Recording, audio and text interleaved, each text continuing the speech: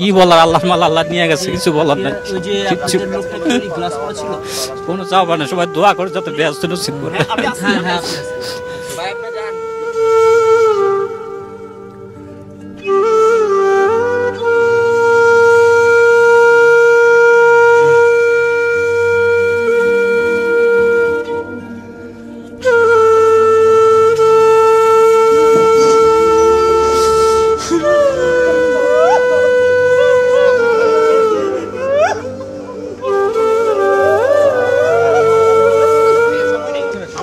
সর্বপ্রকারের অনিয়ম হয়েছে।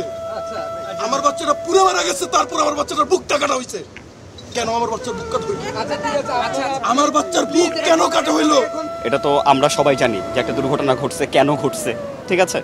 তো সুতরাং করাপশনটাকে না একদম বাদ দিয়ে দেন। রাষ্ট্রের কাছে এটাই বলবো যে আমরা ফেড আপ হয়ে গেছি, করাপশন বাদ দেন। এটা বাদ দিলে না অনেক ভালো হবে।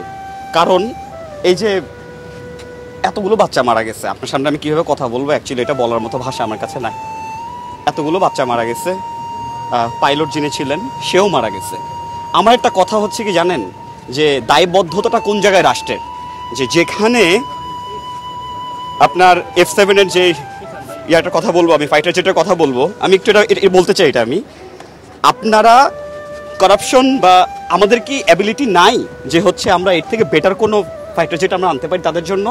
একটা পাইলট আপনারা হারাইছেন, একটা না, এরকম অহরহ অনেক পাইলট আপনারা হারাইছেন, আমরা হারাইছি। ছোটো ছোটো বাচ্চাগুলো যারা ভবিষ্যতে পাইলট হবে বা দেশের কোনো কাজে আসবে, তাদেরকে আমরা গলা টিপি কিন্তু হত্যা করছি। এটাই কিন্তু আপনি একটা লক্কর ঝক্কর একটা বিমান ছেড়ে দিলেন, একটা গাড়ি ছেড়ে দিলেন, সেটা যে দুর্ঘটনা তো ঘটবেই। তো রাষ্ট্রের কাছে আমার চাওয়া, ভাই প্লিজ করাপশন আর কইরেন না, আল্লাহর রস্তে এগুলো বাদ দিয়ে এটাই বলবো। আর কিচ্ছু বলার নাই, কিচ্ছু বলার নাই, সবাই হারাইছে।